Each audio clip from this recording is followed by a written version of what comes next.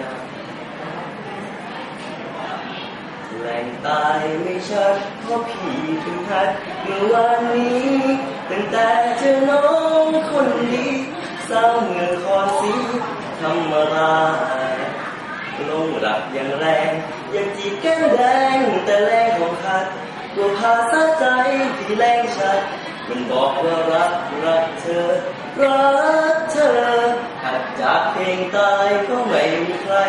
ช่วยสั่งสอนอยากบอกว่ารักอ่อนช้อนไม่รู้วิธีที่แรงน้องเธอแค่เอาจากเองบอกว่าลึกแข็งจะอยู่กับเธอพอแรงได้อีกก็เอาเธอที่บอกรักเธอเสลยวันนี้ไอ้หนุ่มเมืองเพชรรักเธอเม็ดใจ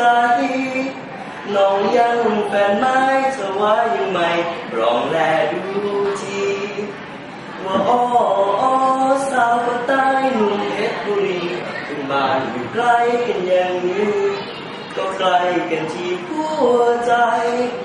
แหล่งตายมีฉันน้องคงต้องหัดให้พี่บ้างน้องคงต้องสอนพี่จีบยางแต่ใจหนุ่มว่างไม่มีใครแล้วพี่จะสอนชมนมว่าแก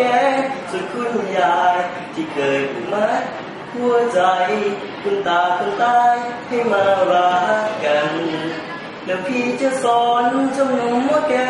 สุดคุณยายที่เคยจำมัดหัวใจ